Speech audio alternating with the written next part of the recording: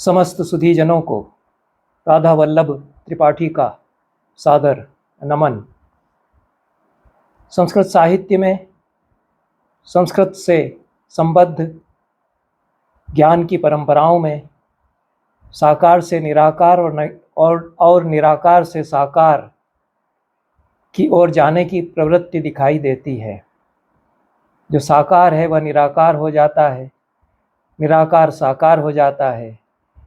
तत्व मीमांसा के स्तर पर, परमार्थ के स्तर पर साकार और निराकार में अंतर नहीं रह जाता। जो साकार है वही निराकार है, जो निराकार है वही साकार है। निराकार से ही साकार ग्रहण करता है, अरूप से रूप निर्मित होता है।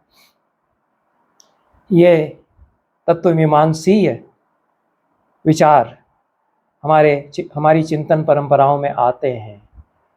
हमारे अनेक जो विमर्श हैं, संस्कृत साहित्य में विवेचित जो अनेक कोटियाँ हैं, अनेक पदार्थ हैं, उनमें भी लगता है कि ये जो अरूप से रूप, रूप से अरूप, साकार से निराकार, निराकार से साकार, इसकी प्रक्रियाएं घटित होती हैं।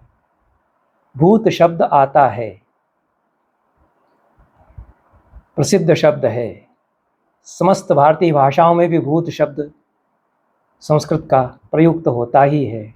सामान्य अर्थ तो भूत का भू धातु से इक्ता प्रत्यय लगा करके भूत शब्द बनता है। जो हुआ है, हो चुका है, हुआ है, उसको भूत कहेंगे। जो अतीत है, जो बीत चुका है, घटित है,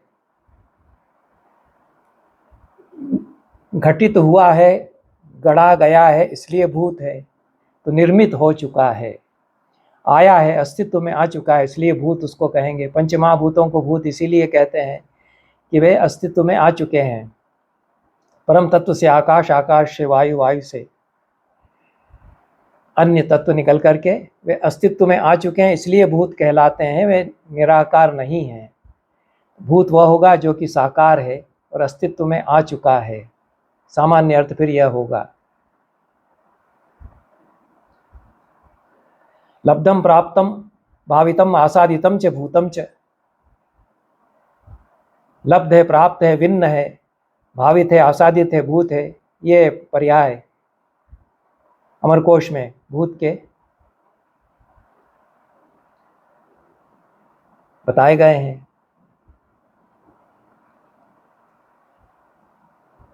और महाभूतों की उत्पत्ति का क्रम बताया जाता है। लेकिन भूत ऐसा लगता है कि एक अन्य अर्थ में संस्कृत साहित्य में आता है, और वह एक मनुष्य जाति के अर्थ में आता है।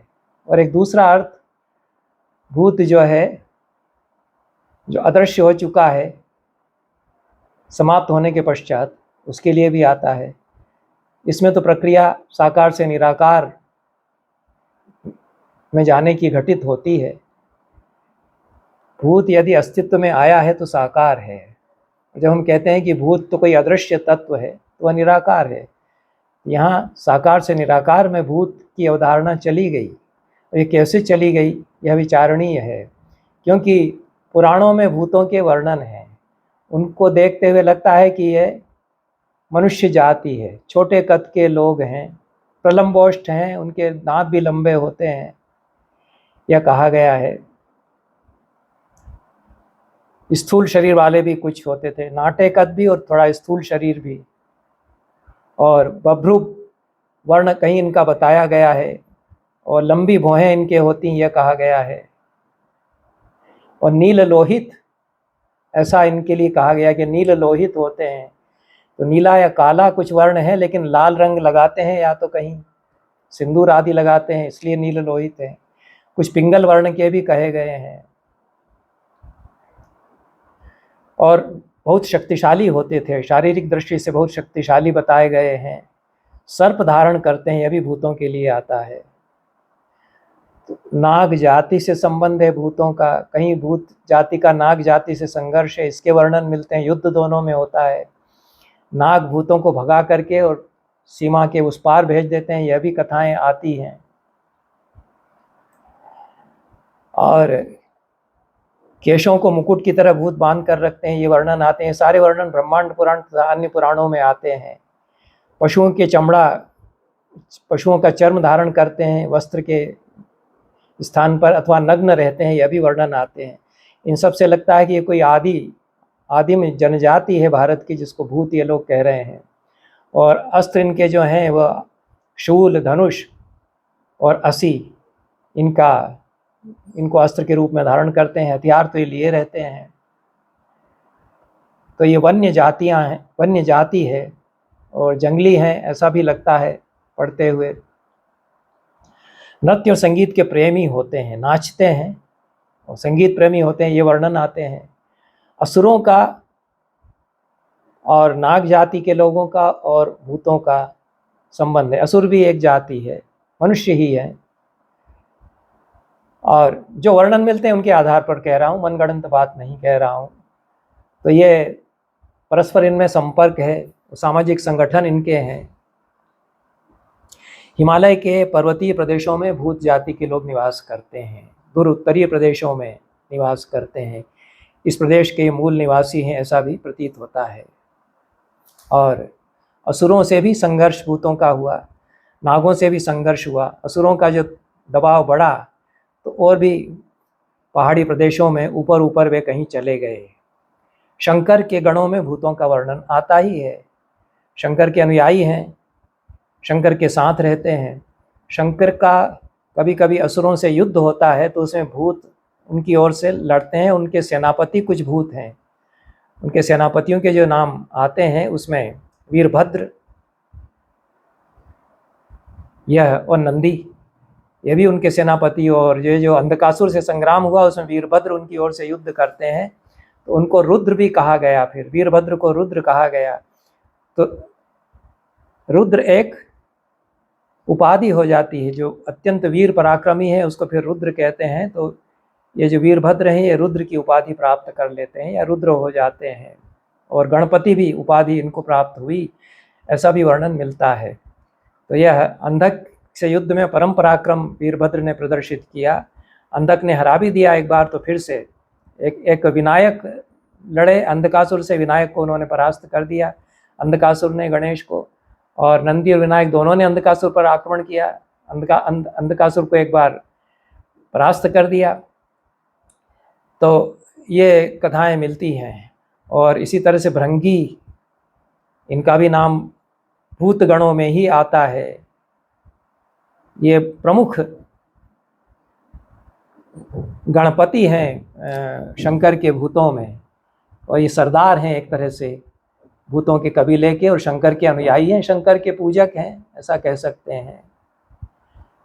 भूत और पिशाच, असुर, नाग, ये सभी जनजातियां हैं। इनके सब वर्णन इस प्रकार से आते हैं। परस्पर इनमें कभी कभी संघर्ष भी होता है। इनकी भाषाएं हैं, प्राकृत भाषाएं इनकी हैं, पैशाची प्राकृत है, आसुरी भाषा है। असुरों की तो संस्कृति बड़ी ही संपन्न है। जो वैदिक समाज है उससे इनके संघर्ष भी होते हैं, कभी कभी संधियां भी होती हैं। और पिशाच विंध्य की पहाड़ियों में भी निवास करने लगे, ये वर्णन आते हैं।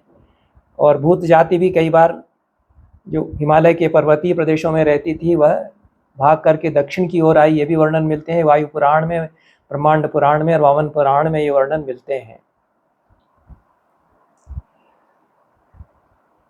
भूत और प्रेत ये साथ साथ आने लगे बाद में, और भूतों को प्रेत की संज्ञा भी दे दी गई। ये जो साकार है उसके निराकार होने की प्रक्रिया भी इस प्रेत संज्ञा से सूचित होती है, क्योंकि प्रेत जो शब्द है वह तो यही अर्थ सूचित करता है कि जो जा चुका है, जो यहाँ से प्रयाण कर चुका है और निश्शेष हो चुका है, तो उसका आकार फिर नहीं रह गया है। तो प्रेत का आकार दृश्यमान आकार नहीं होगा।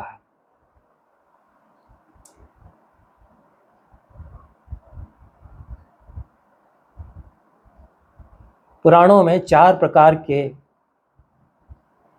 वर्ग मनुष्यों के बताए गए। धर्म प्रजाएं बताई गई। तो धर्म प्रजा, ईश्वर प्रजा, काश्यपीय प्रजा और पुलह प्रजा। धर्म नामक ऋषि से जो संतानें हुई वो धर्म प्रजा कहलाई। और ईश्वर से उत्पत्ति जिन प्रजाओं की हुई, जिन मनुष्य संततियों की हुई, वे ईश्वर प्रजा कहलाई। कश्यप ऋषि से जो संतानें या संततियाँ उत्पन्न हुई वे काश्यप प्रजाएं कहलाई। और पुलह जो प्रजापति थे उनसे जो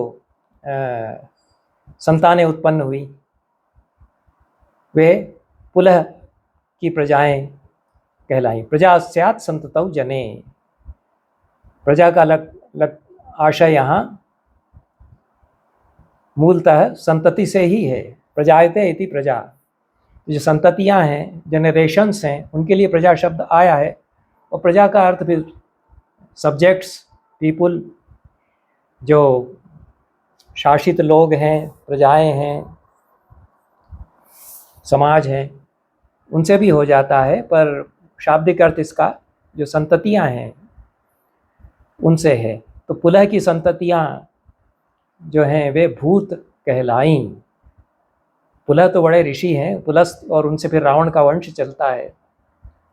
तो ये समाज जो है भूतों का समाज, ये पुलह ऋषि की संततियों में वर्णित होता है। और इनके संगठित समाज थे, उनमें राजा हुआ करते थे। भूतों के राजा को रुद्र भी कहीं कहीं कहा गया है, भूत नायक भी कहा गया है, गणनायक भी कहा गया है। ये पुराणों में वर्णन इस प्रकार से आते हैं। और रुद्र से इनका विशेष संबंध बताया जाता है। रुद्र वैदिक देवता हैं, और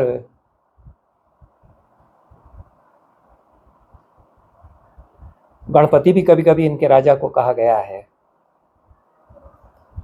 निर्वाचन इनके राजा का किया जाता था, निर्वाचित होने पर रुद्र उसका नाम रखा जाता था। इस प्रकार से वर्णन पुराणों में मिलते हैं। और वीरभद्र को भूत गणों के प्रमुख के रूप में भी वर्णित किया गया है वामन पुराण में।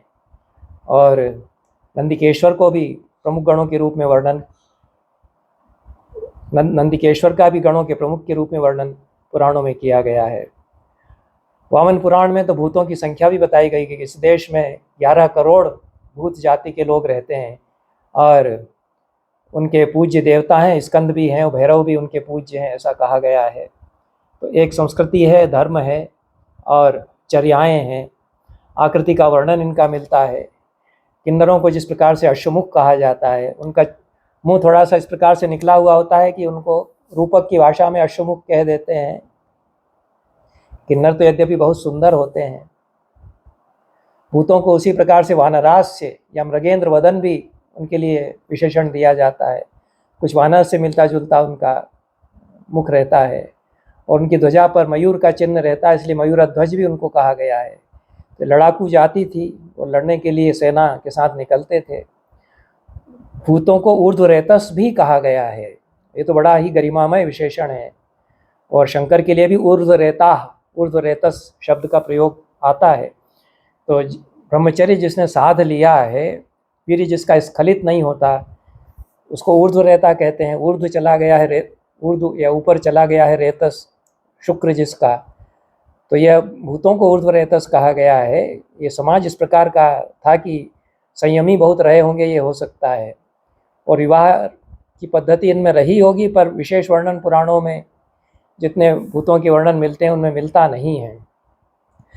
पर भूत स्त्रियों के उल्लेख मिलते हैं, और कुछ जो देवियां हैं वो भूतों की देवियों के रूप में चित्रित हैं, और वे भूत नारियां भी हो सकती हैं, रुद्राणी हैं, इस प्रकार के वर्णन मिलते हैं। तो देवी कल्ट का संबंध, देवी पूजा का संबंध भी भूत जाति के साथ विशेष रूप से प्रतीत होता है। और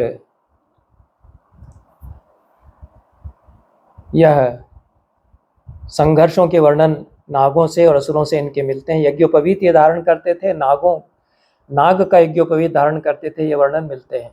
और शंकर भी नाग को गले में, कंठ में धारण करते हैं। तो ये सारा साम्य जो है वो शिव के साथ इनके संबंध का है।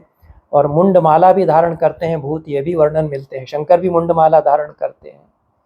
तो शंकर की जो चर्याएँ हैं और शंकर का जो वेश है वो भूतों के वेश के रूप में प्रायः वर्णित होता है। और जो संघर्ष इनके हुए हैं नागों से, उनमें संधि का वर्णन भी मिलता है। फिर संधि दोनों जातियों में हो जाती है, यह भी वर्णन मिलता है।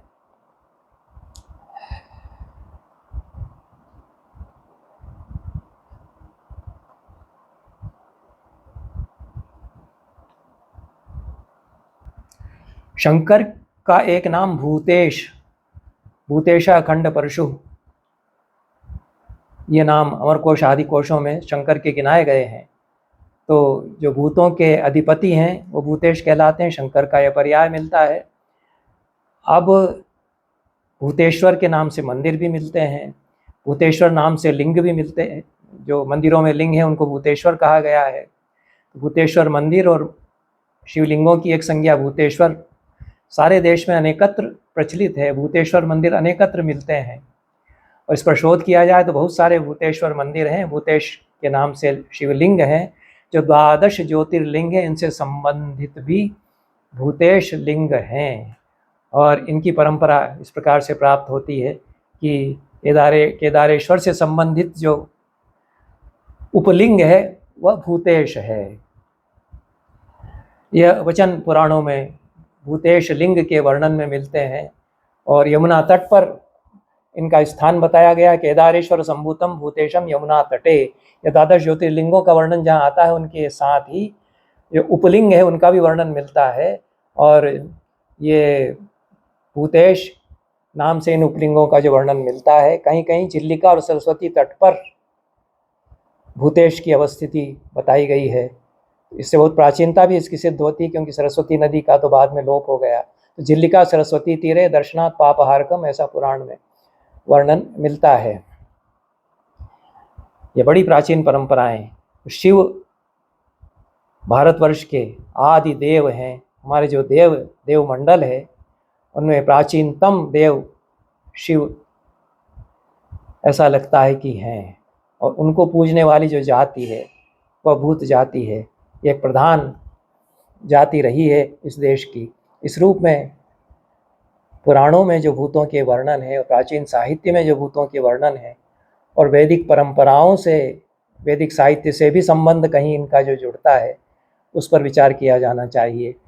और विद्या इनकी कोई रही होगी, क्योंकि भूत विद्या यह शब्द आता है, उस पर फिर से विचार करने की आवश्यकता है।